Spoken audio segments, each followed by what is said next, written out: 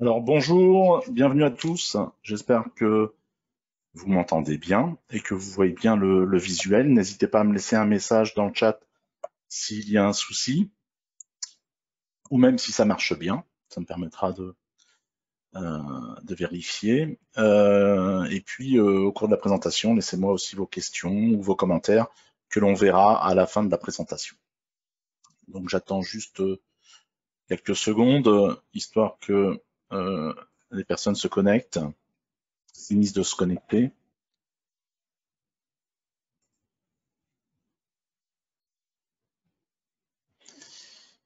Et on va y aller. Partage.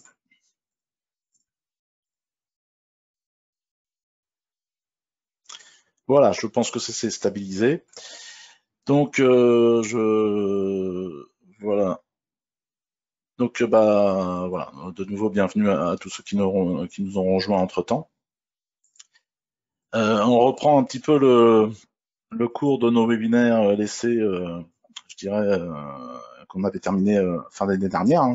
C'est donc notre premier rendez-vous de l'année, de cette année, pour aborder aujourd'hui un sujet qui des matières plastiques capables de remplacer des thermoplastiques, plus exactement, des thermoplastiques capables de remplacer les métaux, et plus particulièrement les compounds dissipateurs thermiques, donc qui nous permettent de conduire et d'évacuer la chaleur.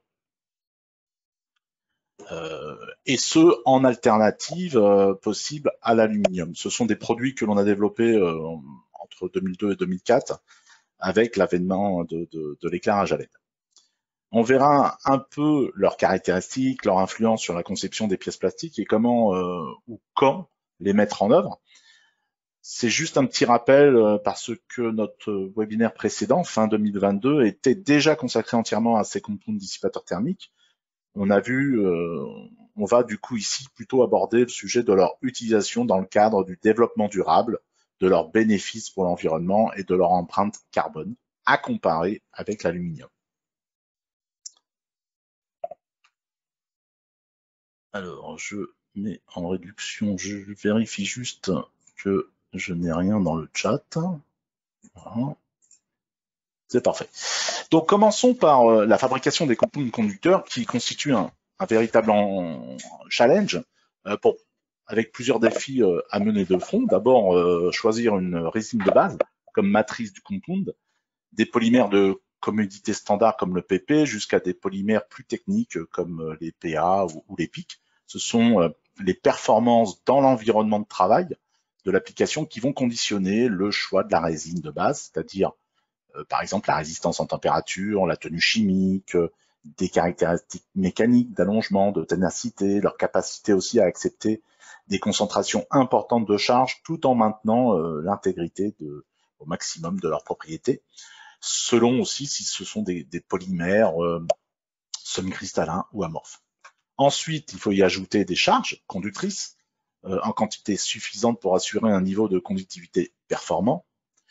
On peut monter facilement jusqu'à 85% de... Ah, excusez-moi, on peut monter, je disais, facilement jusqu'à 85% de charge. Le tout est ensuite extrudé avec notre maîtrise chez l'outil du process pour garantir la meilleure dispersion possible des particules conductrices et en quantité aussi suffisante. Et puis en finale, on obtient un compound, des granulés plastiques avec un niveau de conductivité thermique. Et ce sont chez l'ATI ce qu'on appelle nos laticomptères. Et ce sont les trois premières phases du process ici qui vont nous intéresser plus particulièrement dans la notion de développement durable et à prendre en considération dans le calcul de l'empreinte carbone et des émissions de gaz à effet de serre.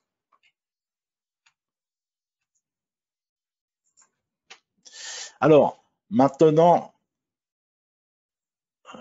comment fonctionnent ces charges conductrices thermiques, hein, car c'est bien la charge et non le polymère qui va permettre le passage de la chaleur.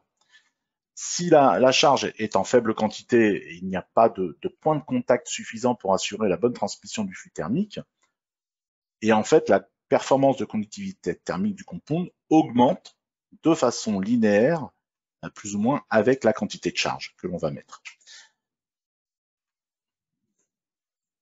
C'est ce que on voit ici à droite.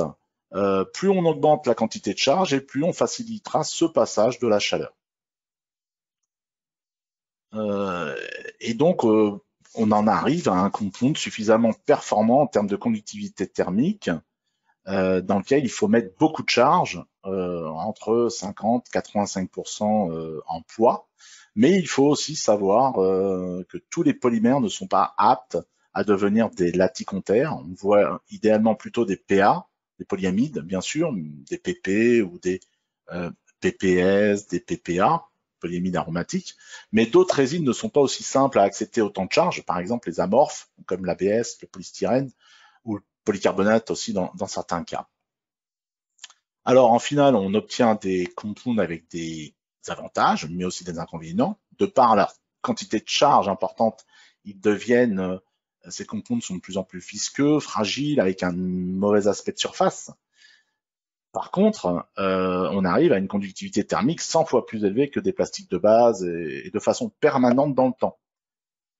Et puis on peut profiter aussi de la bonne tenue chimique des plastiques, la résistance à la corrosion, etc. Il existe des dizaines de charges et on en utilise généralement plusieurs ensemble, ce qui permet de créer une synergie dans le mélange. On peut néanmoins les classer en deux catégories. Vous avez d'abord les céramiques, y compris les nitrures de bore, avec des valeurs de conductivité thermique jusqu'à 8 watts par mètre Kelvin.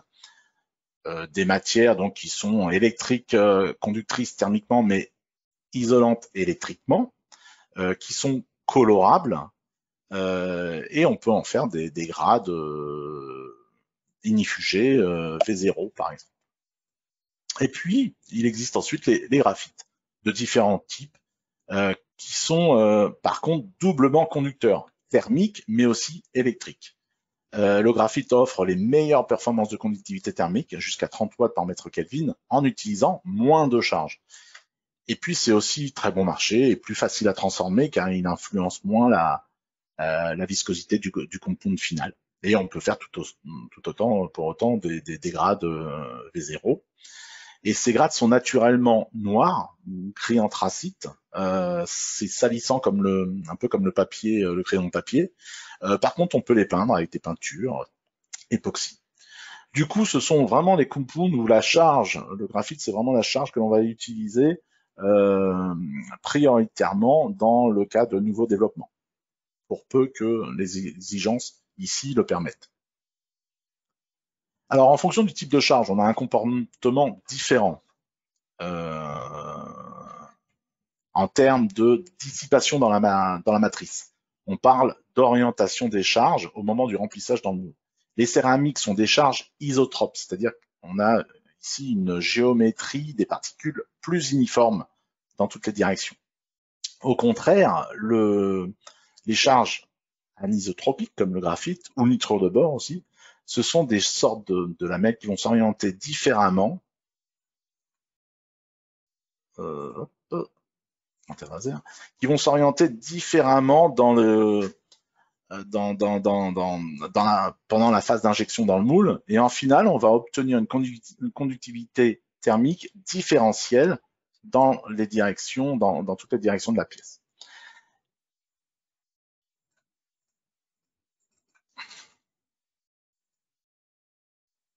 Pardon.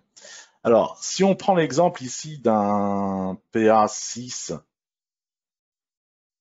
avec 70% de graphite, le laticontaire 62 GR10, on constate que la conductivité thermique mesurée dans le sens du flux matière à l'injection, donc ce qu'on appelle dans le plan, la valeur peut atteindre presque 40 watts par mètre Kelvin. Alors, c'est en fonction de l'orientation des charges. L'orientation, elle est donnée ici par le middle ou injection. C'est l'endroit où on a mesuré la conductivité thermique sur ce graphique, et c'est reporté sur l'éprouvette que l'on a injectée. C'est soit dans le milieu de l'éprouvette, soit dans la zone d'injection. on trouve des petites différences. C'est ça qui va en fait créer avoir une orientation différente et donc donner des valeurs un petit peu différentes.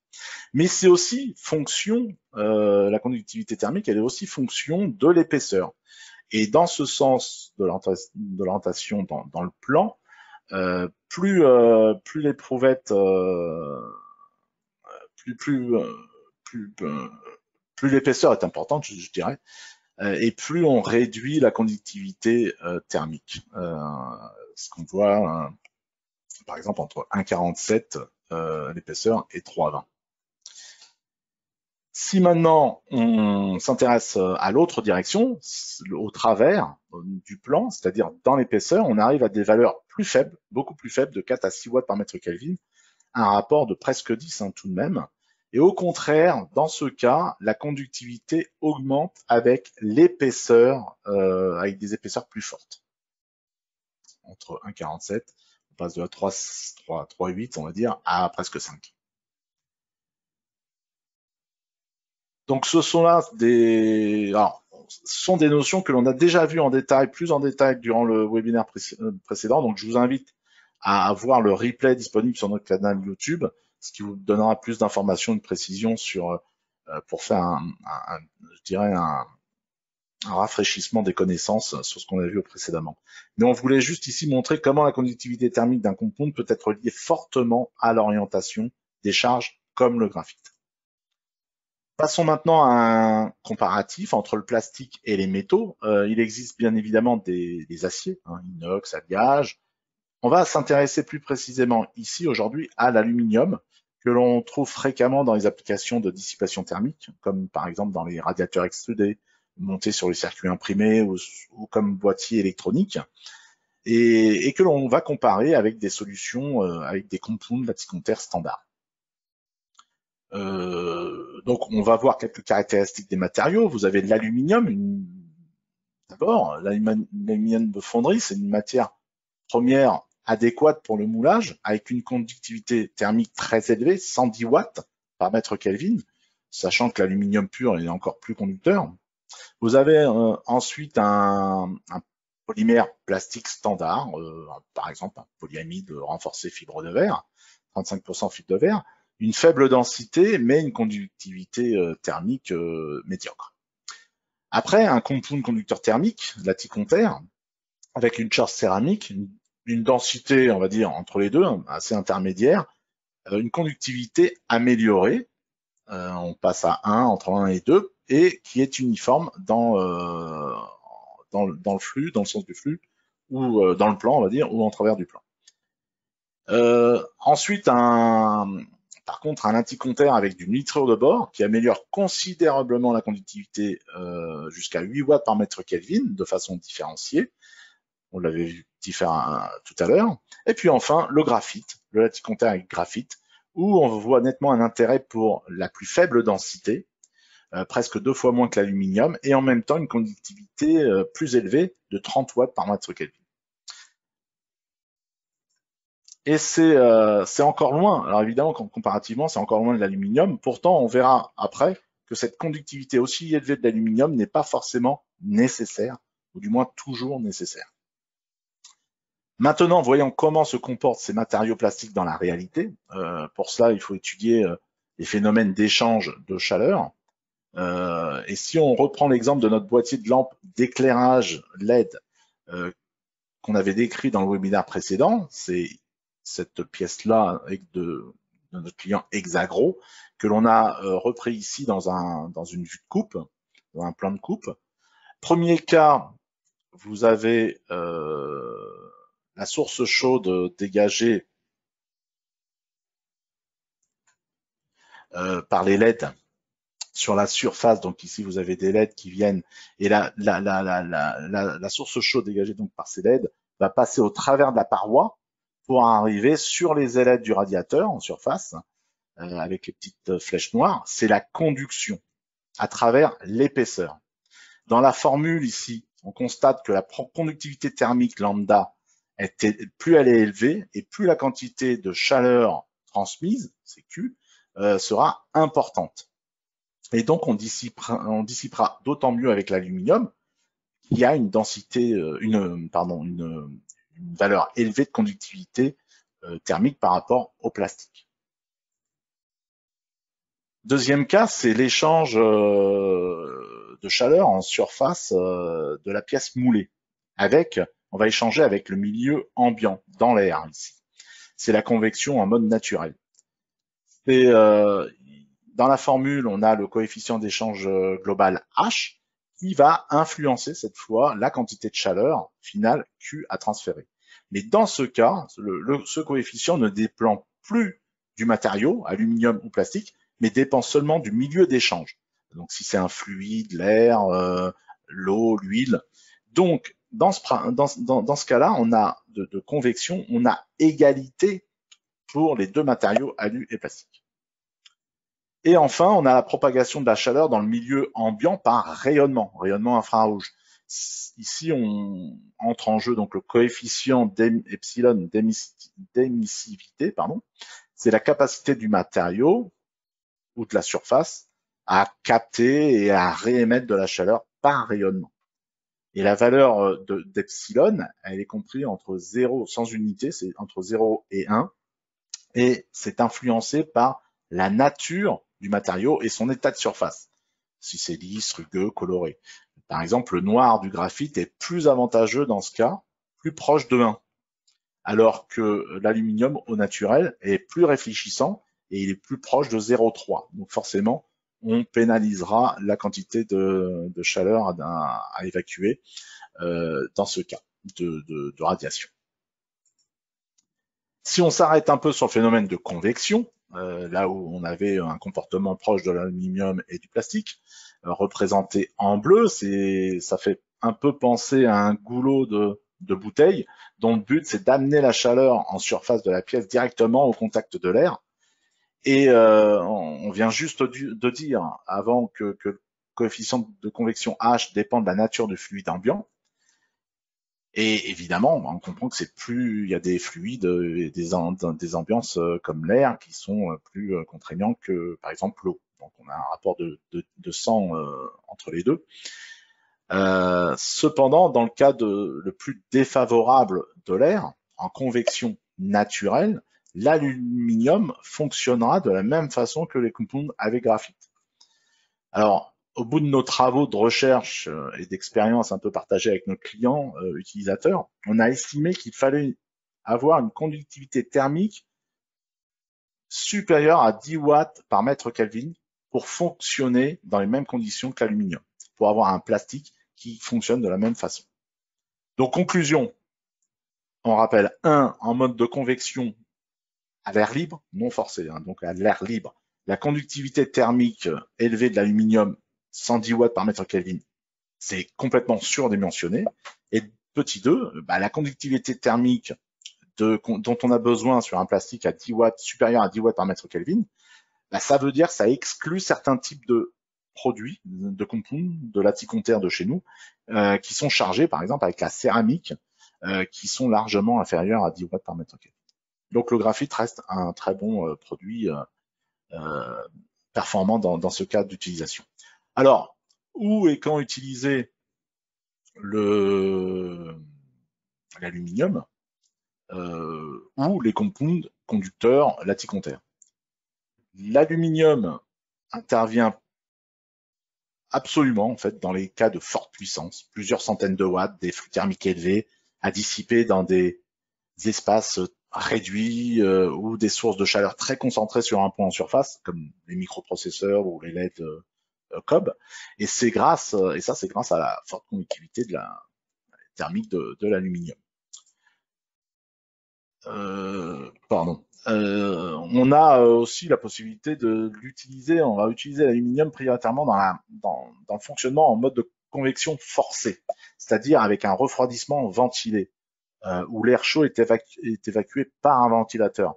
Et dans ce cas, l'aluminium a l'avantage de conduire la chaleur plus rapidement grâce à sa conductivité élevée en conduction, et donc on a plus de facilité à alimenter le flux d'air chaud et à l'évacuer par la ventilation, ce qui ne serait pas le cas avec le plastique. Et puis on a toutes les applications qui utilisent aussi, qu'on voit régulièrement, des profilés en aluminium plus faciles à transformer. Ensuite, les solutions plastiques, elles, comme on a dit précédemment, sont plutôt implantées en régime de convection naturelle, à l'air libre, avec des géométries de pièces plus complexes qui intègrent des fonctions. On réduit évidemment le poids des pièces et aussi leur résistance, leur tenue chimique pour l'utilisation en milieu agressif, corrosif par exemple dans le secteur de la marine ou de la chimie. Du coup, on va retrouver ces solutions dans les secteurs de l'éclairage, beaucoup, avec le développement de l'éclairage à LED, je l'ai dit en préambule, mais aussi dans le secteur électrique ou électronique, avec des capteurs, des sondes de mesure dans l'automobile, dans le véhicule électrique, encore dans l'automobile, pour des systèmes de refroidissement, on parle de thermal management, ou encore dans des systèmes d'échange thermique de toutes sortes. Et c'est une demande générale en pleine croissance de par la nécessité de la transition énergétique, mais aussi dans notre contexte actuel de préoccupation environnementale. Et c'est ce qu'on va voir maintenant avec la notion de développement durable. Alors, on retrouve toute une terminologie, développement durable, durabilité, éco-responsabilité, mais il s'agit en fait d'une préoccupation, un point sensible très important et qui se répand fortement, on le voit de façon très accélérée aussi ces derniers mois, en France, en Europe, dans le monde également. Alors, pour rappel, c'est comment qualifier un nouveau projet ou un process aussi, hein, pour le qualifier de durable ou éco-responsable. Eh bien, il faut satisfaire, il convient de satisfaire nos besoins d'aujourd'hui, bien évidemment, sans pour autant compromettre, réduire les ressources pour nos générations futures et donc économiser l'énergie, l'eau, protéger bien évidemment la planète.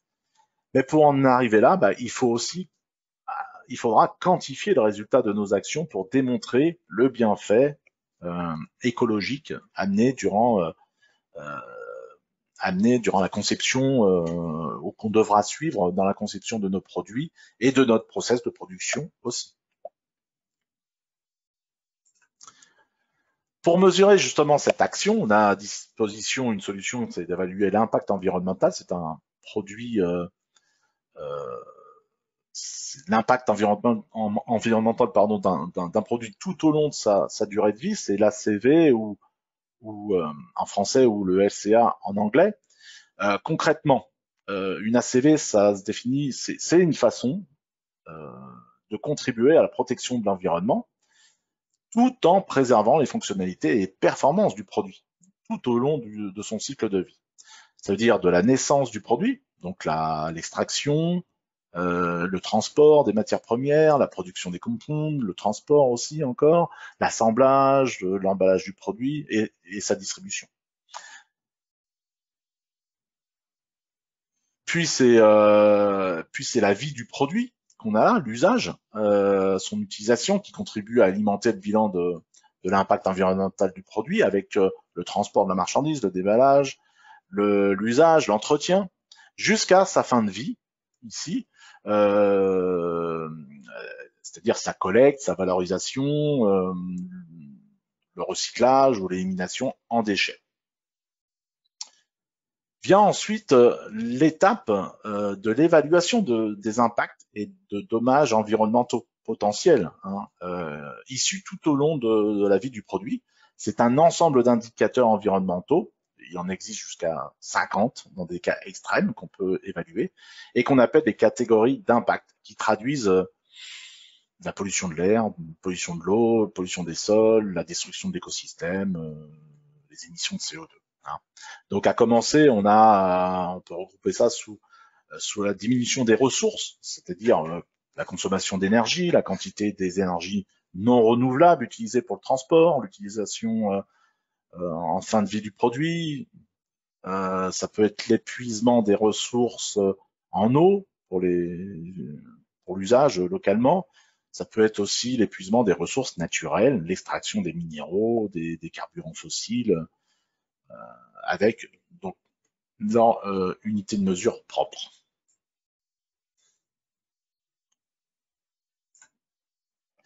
Ensuite, on a tous les dommages sur la santé. Donc on parle d'oxydo photochimiques, le smog, ce sont les composés organiques volatiles qui sont mesurés en kilos. Ça peut être la destruction de l'ozone aussi, donc ça on entend beaucoup parler, ce sont les émissions dans l'air des gaz participant à la destruction de la couche d'ozone. Donc c'est exprimé en kilos aussi de gaz. Et par rapport à, pour rappel, hein, la couche d'ozone, ça bloque une partie des rayons ultraviolets du soleil et sa destruction augmente les risques de cancer de la peau. Il y a aussi les radiations ionisantes, ce sont des dommages liés à la libération de matières radioactives dans l'environnement. Et enfin, arrivent des dommages des dommages écologiques. Donc c'est l'acidification avec des pluies acides qu'on mesure en kilos de dioxyde de soufre équivalent. C'est l'écotoxicité aquatique, donc le potentiel de toxicité dans l'eau. Et enfin, c'est le potentiel de réchauffement global, on appelle ça le PRG, c'est la cause du changement climatique par le réchauffement global de la Terre dû à l'effet de serre, et c'est notre fameux GWP, Global Warming Potential en anglais, et c'est exprimé en kilos équivalent CO2. Et on va voir maintenant, on va s'intéresser maintenant spécifiquement à ce GWP. Et donc ce GWP, c'est un facteur relativement compliqué à calculer et à appréhender. C'est un peu une usine à gaz, c'est qu'à le dire. En fait, l'unité de mesure pour évaluer le réchauffement potentiel, on va dire, c'est l'unité de mesure. C'est une unité de mesure qui va évaluer le réchauffement potentiel d'un gaz à effet de serre en fonction de sa durée de vie dans l'atmosphère et de sa capacité à capter les rayons infrarouges. Donc tous les gaz n'ont pas le même impact sur l'effet de serre. Certains ont un pouvoir de réchauffement plus significatif que d'autres, ou sur une plus longue durée de vie. Et par conséquent, la puissance de radiation que le gaz à effet de serre renvoie sur le sol, c'est cumulé sur une durée de 100 ans.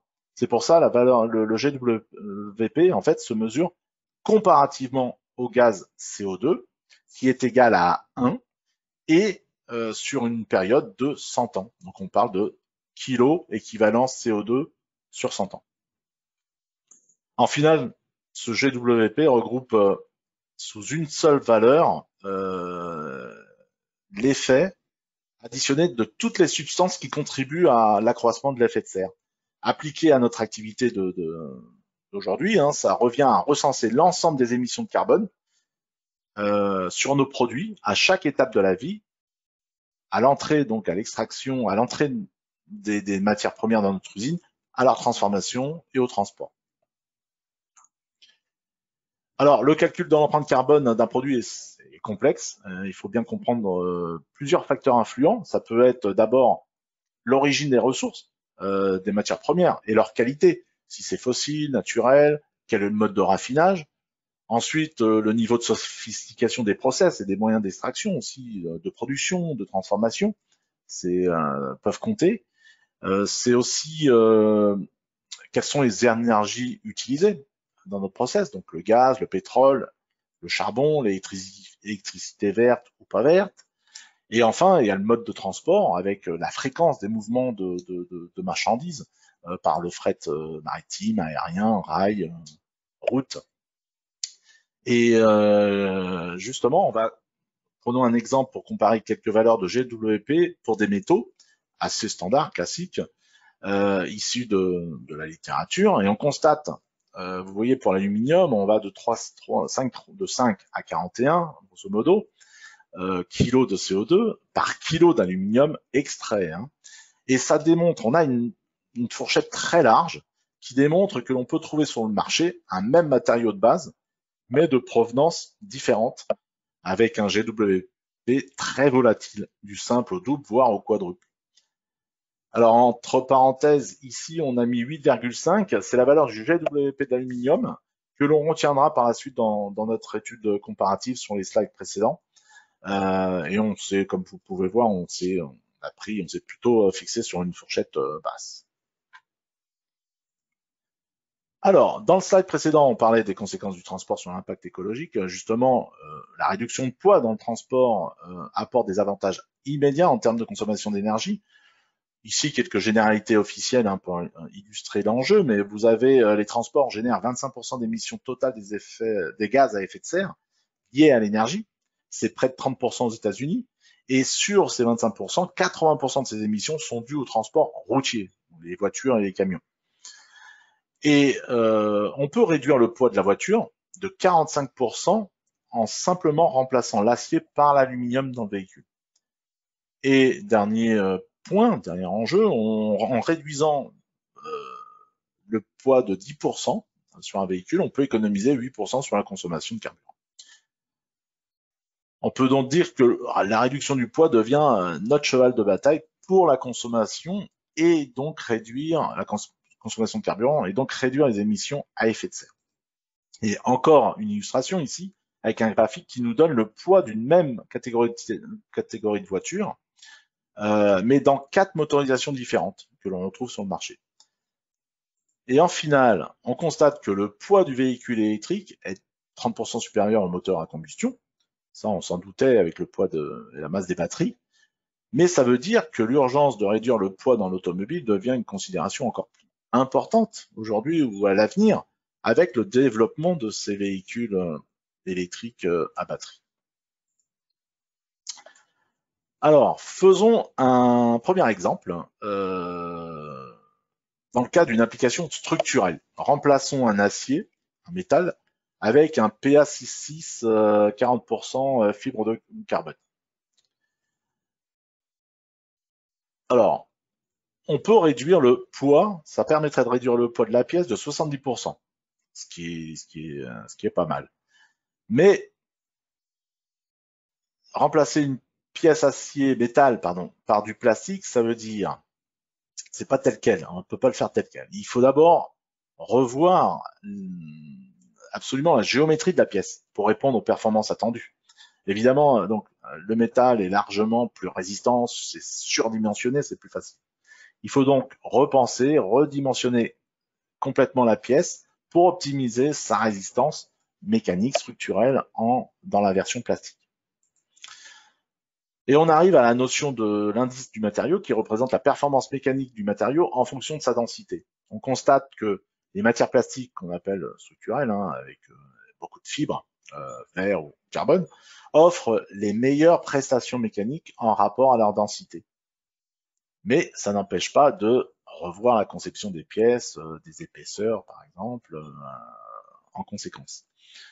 Pourtant, si on parle maintenant plutôt de prestations d'échange thermique plutôt que mécanique, qui nous intéresse aujourd'hui, la dissipation thermique, c'est plus vraiment vrai. Au contraire, il faudrait, dans certains cas, on va revoir la géométrie de la pièce, encore différemment, pour égaler l'aluminium, mais on va peut-être agir différemment sur les épaisseurs des pièces. C'est là encore vraiment une nouvelle façon de penser et de concevoir une pièce plastique. Si on continue dans cet exemple de remplacement de l'aluminium avec le PA carbone, et en se penchant sur l'impact environnemental, cette fois-ci, qu'est-ce qui se passe? Eh bien, on fait ici l'évaluation de l'aluminium, du GWP d'une pièce en métal, qu'on va comparer avec la pièce plastique après, et on définit un certain périmètre du cycle de vie, c'est-à-dire de la naissance, de l'extraction des matières premières jusqu'à la transformation et à la sortie de l'usine de la pièce. Et on a décomposé ici les différentes étapes du processus de fabrication entre la production de l'alu, l'extraction, la transformation secondaire en lingots et puis son injection, sur le moulage des pièces. Et on arrive à 4 kg de CO2 équivalent par kilo d'aluminium produit. Et en revanche, alors on est parti sur un aluminium qui est recyclé à 60%. On pourrait aussi aller à 100% de recyclé. Mais là, on est parti sur une moyenne. En revanche, dans le cas de la pièce plastique, avec un PA66 avec fibre de carbone recyclée, on arrive à 2,8 kg de CO2. Donc en finale, on arrive à un PA fibre de carbone qui est bien capable de réduire l'empreinte carbone de notre pièce finale de façon assez significative. Donc le process fonctionne, enfin, les perspectives sont bonnes, et passons à un autre exercice. Deuxième étape, on va faire un cas d'exemple, mais appliqué à nos compounds conducteurs thermiques. On calcule donc le GWP dans un même périmètre de cycle de vie pour 3 compounds laticontaires, assez standard chez nous, chez Lati, et on va aller du PA6 ou du PP chargé graphite de 50 à 70%, en considérant, donc on va décomposer les différents constituants en termes d'impact environnemental, c'est-à-dire de valeur GWP, pour le PA, pour le graphite.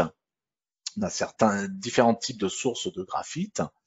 Et dans le premier cas, on arrive à un Laticonter 62GR50, c'est un PA avec 50% de graphite, et on atteint les 6,5 à 7 kg de CO2 pour 1 kg de compound produit. Donc, on passe au deuxième, pardon. Deuxième, c'est le même, c'est un PA6, mais chargé 70% graphite. Le GWP, on voit que il passe à 6, il s'est un petit peu réduit. Et premier constat, en fait, qu'on peut faire, c'est que pour une même résine de base, augmenter le taux de graphite, ça diminue l'impact carbone.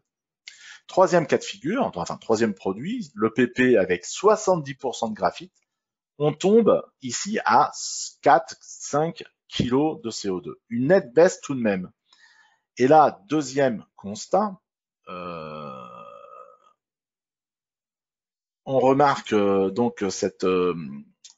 remarque une différence importante du GWP entre les polymères, entre le PA et le PP. De 6,5, on passe à 1,5. Ça fait du PP, en fait, ce qui veut dire que le PP, c'est une résine avec un moindre impact environnemental et donc à privilégier dans le développement de nos pièces plastiques tant que c'est possible. Et puis après, on peut aussi ajouter, il faut tenir compte de la contribution, pour arriver sur la pièce finale, il faut ajouter une contribution à l'opération de transformation pour avoir le GWP sur une pièce moulée par injection.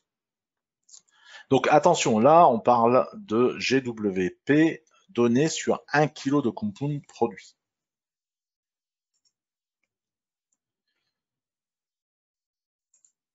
Je vais juste faire un contrôle sur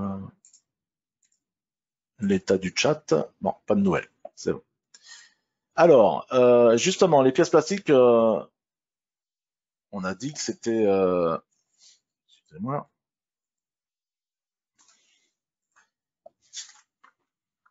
Alors, on a dit que les pièces plastiques sont définies par un volume. On injecte un volume de matière, pas des kilos. Donc, il faudrait donc évaluer le GWP par unité de volume d'une pièce, en introduisant la notion de densité de la matière. C'est ce qu'on fait ici. On a reporté le GWP par kilo de matière dans la première colonne, la densité dans la deuxième colonne.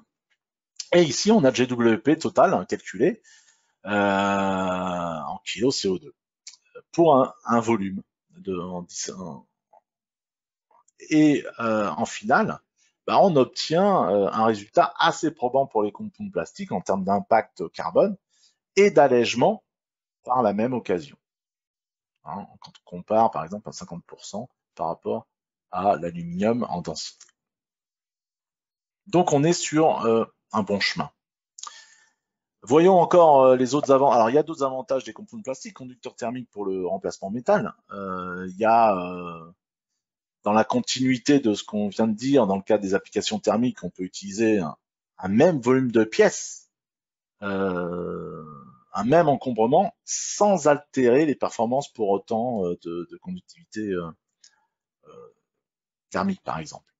On peut réduire le poids des pièces, donc améliorer et diminuer les consommations de carburant.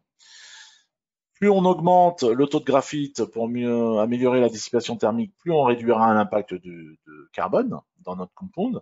On a vu que le graphite avait un GWP bien plus bas que le PA6. Et on peut aller jusqu'à du 70%, on l'a vu, hein, 70% de graphite, c'est notre Ticonter 62 GR70, c'est le plus performant thermiquement aujourd'hui. Et en finale, jusqu'à maintenant, on n'a pas parlé de recyclage du plastique, contrairement au cas de l'aluminium, qui contient 60% de recyclé dans notre étude. Nous, on a utilisé 100% de polymères vierges et de graphite non recyclé. Mais on pourrait rebroyer le compound, c'est ce qu'on va voir. Maintenant, on va voir ce qu'on peut faire avec les compounds de conducteurs thermiques en termes de recyclage. Alors, et de rebroyer. Alors, la première chose qu'on doit faire si on veut faire une étude, je dirais, intéressante, c'est de vérifier qu'on garde bien, dans notre cas d'emploi, qu'on garde bien l'efficacité thermique. Avec l'aluminium, c'est plus simple parce qu'on peut rebroyer tant qu'on veut, ça garde les propriétés du métal. Mais dans le cas des plastiques, en cassant les chaînes macromoléculaires des polymères, on peut dégrader leurs propriétés dans le temps. Alors, on reporte dans ce tableau les propriétés mécaniques, la fluidité, de conductivité thermique aussi de nos compounds polyamides, 50% graphite, dans une version vierge, donc telle quelle, celle qu'on a vue précédemment, dans une version 25% de rebroyé, on met 25% de rebroyé ou 100% de rebroyé. En finale, on ne constate pas de chute évidente de la résistance mécanique, un poil plus fluide peut-être, on a cassé un peu les chaînes moléculaires du polymère, mais on constate aussi une performance thermique qui n'est pas dégradée. On est sensiblement relativement similaire. On pourrait donc imaginer de remouler les pièces avec de la matière 100% recyclée. Le temps, évidemment, le tout étant de récupérer des rebuts sur le marché en quantité suffisante, de les connecter, de les broyer, de recompounder, et tout ça via une filière officielle et homologuée pour obtenir un compound recyclé avec des données d'impact GWP plus faibles. Une petite aparté encore en parlant de développement durable et d'économie circulaire, hein, dans le cadre des produits finis en fin de vie, il faut aussi penser dès la phase de conception du produit très en amont, il faut penser à faire en sorte de pouvoir les recycler dans les meilleures façons possibles et le plus simplement possible.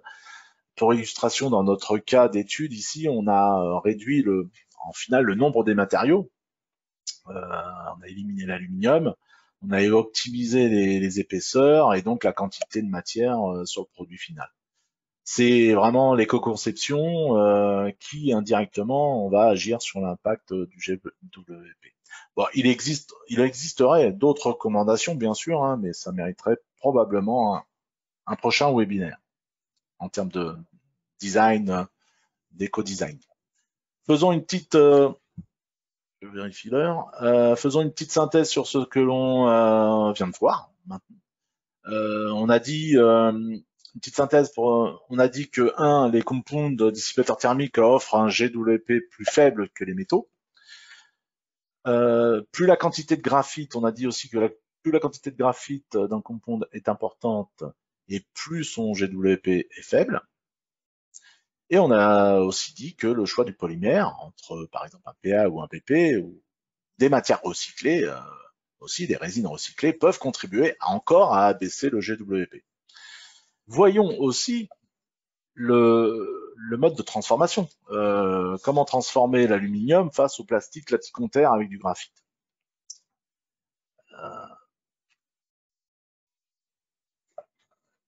Alors, sur le plan des températures de fusion, par exemple, alors, on a des températures de fusion et d'outillage aussi très élevées pour l'aluminium, avec des coûts d'énergie, un coût d'énergie généré très important.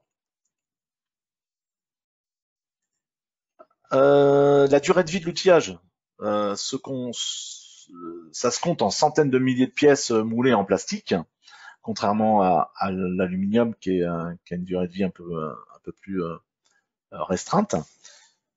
On peut injecter des parois très fines en injection plastique, ça c'est intéressant.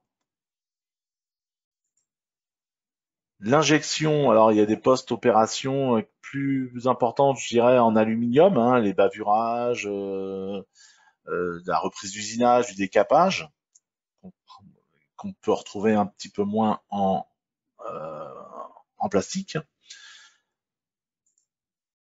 Et puis aussi, alors quelques soucis de déformation qu'on peut avoir aussi, quelques inconvénients dans les deux cas d'ailleurs.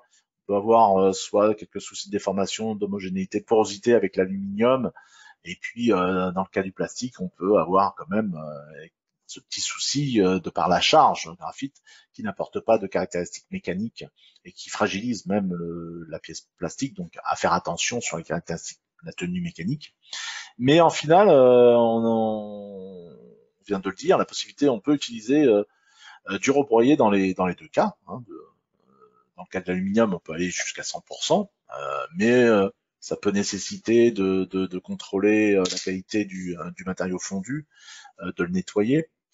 Dans le cas du compound plastique, on suggère ici 25 à 50% de rebroyé pour rester dans les limites des cartuels, mais comme on a vu tout à l'heure, on pourrait aller au-delà dans le cas spécifique du laticontaire seulement. Alors finissons avec un aperçu des coûts aussi de ces matériaux, liés évidemment à leur densité. Au niveau du prix au volume, on obtient des valeurs très comparables. Rien voilà, ça pas un enjeu immédiat. Mais ça, on parle que de la matière. Pour faire des économies, si on ajoute, je veux dire, des économies d'énergie à la transformation, les considérations sur l'outillage, sur les post-opérations, comme on a vu précédemment, eh bien là seulement le plastique, le compound plastique devient plus compétitif. Donc il faut considérer une économie plus large que la seule différence du prix sur la matière. En conclusion finale, un petit récap hein, sur l'utilisation de nos compounds dissipateurs thermiques par rapport à l'aluminium. Sur notre pièce plastique, on a une pièce plus légère, plus complexe au niveau géométrique. On lui a donné des fonctions, on a intégré des fonctions, la possibilité d'intégrer des fonctions. On a des performances de dissipation thermique équivalentes à la pièce en aluminium en en régime de convection naturelle. Des valeurs de GWP moins élevées pour la production des produits en sortie de l'usine, mais aussi un impact de carbone réduit sur toute la durée de vie du produit jusqu'à la fin de sa vie. On a la possibilité, en plus, en fin de vie, de recycler les pièces, les rebus, sous condition, je le disais, de suivre une filière certifiée, officielle, pour le recyclage, hein, de récupérer les déchets et de collecter tout un circuit à mettre en place. Et puis, en finale, le tout devrait réduire le coût global de notre produit final.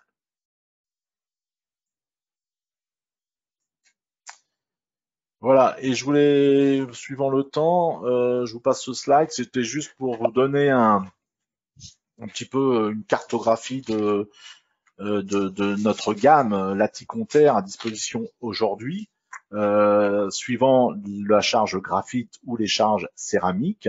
Donc vous voyez qu'on peut qu'on a à disposition un panel de polymères chargés très large. Ça peut aller du polyuréthane, polypro, polyamide, jusqu'à des pics ou des PPS. Donc pour répondre à des considérations de tenue chimique, tenue température. On peut donc je vous disais, on a des charges aussi bien céramiques que nitre de bore ou graphite. On peut ajouter, on a des compounds comme ici avec de la fibre de verre mélangée, donc charge conductrice thermique, charge thermique, charge conductrice thermique et fibre de verre pour donner plus de résistance mécanique. Donc on peut combiner les deux. On peut avoir des grades évidemment inifugés V0, flame retardant ici, les FR, V0, majoritairement aujourd'hui sans halogène, avec des cartes jaunes UL disponibles également, et puis des grades colorés, on peut aussi très bien colorer dans le cadre plutôt des grades céramiques ici. Donc vous pouvez retrouver toutes ces fiches techniques, toutes les fiches techniques de ces matières directement sur notre site, sur notre matériothèque disponible sur le site lati.com. Voilà, j'ai terminé pour le moment cette présentation. Je vous remercie pour votre attention. Si vous souhaitez des précisions, plus de précisions sur ces laticompteurs, hein, les différents compounds qu'on vient de voir, type de charge, des cas d'application, je vous invite à consulter, à télécharger la brochure spécifique que j'ai joint comme document du webinaire et que vous pouvez donc télécharger aussi sur notre site web. Donc maintenant, je regarde s'il y a des questions. Toc, toc, toc, le chat. Là, non. Ah, alors attendez, je vais agrandir. Question. Alors, bonjour, maintenant, ça aurait été communiqué également. Oui, alors je vous le dirai après. Alors, ça, je le dirai après. Comment faire nos validations solutions proto? Alors, une question. Comment faire nos validations solutions proto? Alors, il est compliqué de trouver ces matières-là, des laticompteurs, aujourd'hui en semi-produit. Généralement, c'est comme ça qu'on procède. On fait un usinage. Première source de prototypes possible. Néanmoins, les prestataires capables de faire ce genre de semi-produits sont pas très ouverts forcément à mettre du graphite dans leur moule. Et donc ça devient un peu compliqué. Donc on a certains partenaires avec qui on travaille qui ont extrudé du polyamide 50% fibre de verre, par exemple, extrudé, fait des profils qu'ils ont pour pouvoir taper dedans en usinage. L'autre solution aussi assez avantageuse, c'est de faire un moule proto. Alors un moule proto, ça coûte. Mais il existe des solutions, par exemple, d'impression d'empreintes en 3D à coût voilà, plus réduit et qui permettent ensuite de mettre en œuvre par injection ce type de compound et d'avoir des pièces bonne matière en final. Donc, le cas échéant, vous pouvez me contacter et je vous mettrai en rapport avec des sociétés qui font ce genre de prestations. Bon, aujourd'hui, ça commence à se répandre pas mal. Alors, choix de l'épaisseur. Le choix de l'épaisseur influe-t-il sur les résultats thermiques? Oui, on l'a vu tout à l'heure sur le graphique où je vous montrais l'injection, le comportement de la conductivité thermique dans le plan et et au travers. Et on a dit que plus vous, dans le cas en fait de graphite, une miniature de bord où on a une conductivité thermique différenciée, eh bien on a vu que si je mesurais ma conductivité thermique dans le plan, donc dans le flux d'injection en fait,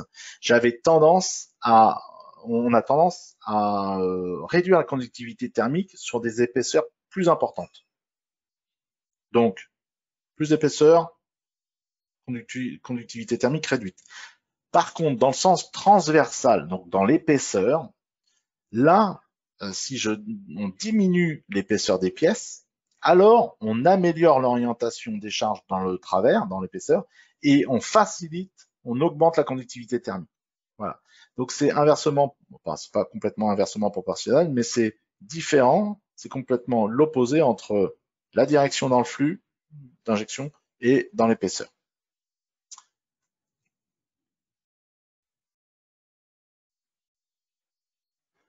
Alors, quels sont les avantages de la céramique par rapport au graphite que l'on a parlé, dont on a parlé beaucoup aujourd'hui? Ah bah, la céramique, l'intérêt c'est quoi? Bah, c'est déjà d'être isolant électrique, et ça c'est important dans le cas d'applications électriques sur des sondes, des boîtiers électroniques, des surmoulages de bobinage pour réduire pour améliorer la dissipation thermique des bobinages, par exemple, et augmenter la durée de vie. Donc, c'est l'isolant électrique. Et puis, 2, c'est la coloration aussi. Ça, c'est important.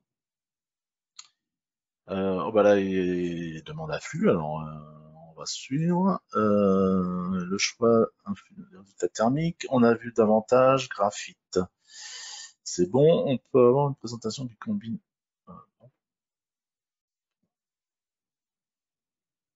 Voilà. Alors,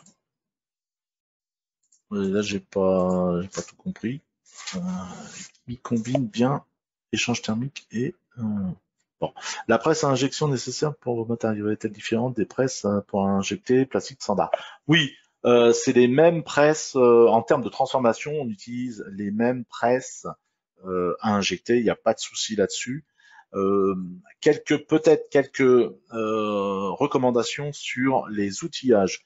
Le graphite, c'est une matière qu'on peut injecter telle quelle, il n'y a pas de recommandation particulière. La céramique combinée à de la fibre de verre, quelquefois avec les nids fugeants, ça peut être plus abrasif, donc il faut tenir compte de peut-être de traitement thermique sur le moule, traitement de surface plus adapté.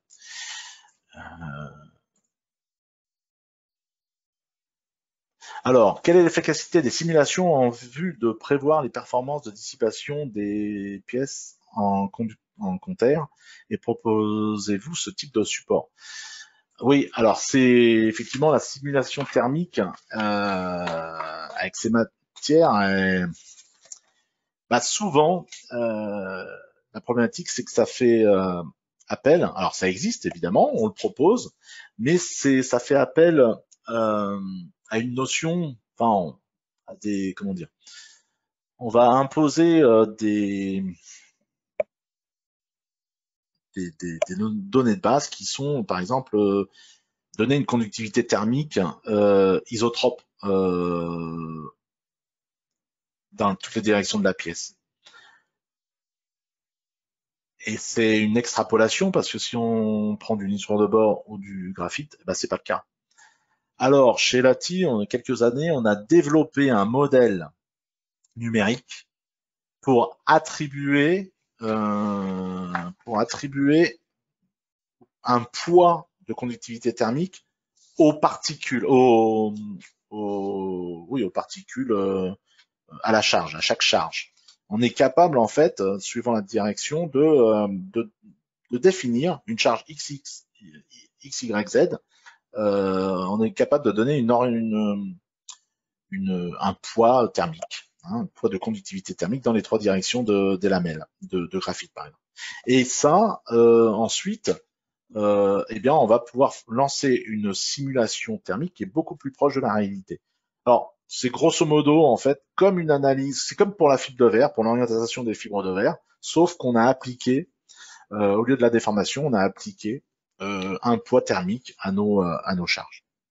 Donc ça, je vous invite on doit avoir un replay d'un webinaire sur ce sujet-là. Je vous invite à voir ce sujet-là. Alors j'ai juste une question et j'arrive pas à voir la suite de la question et donc j'arrive pas à y aller. Sinon c'est tout, il n'y a pas d'autres questions et je vous invite à m'adresser, si vous avez d'autres demandes, hein, n'hésitez pas à m'adresser vos mails, j'y répondrai. Dans quelques jours, vous recevrez le lien avec le replay et les slides de la présentation. Mais vous pouvez aussi retrouver tous nos webinaires dont j'ai parlé là, une vingtaine je crois, il doit y en avoir une vingtaine, en scannant le QR code ici. Et n'oubliez pas de suivre notre actualité sur le site internet ou sur la page d'actualité LinkedIn pour les prochains événements. Sur ce, je vous souhaite une bonne fin de journée et à très bientôt. Au revoir.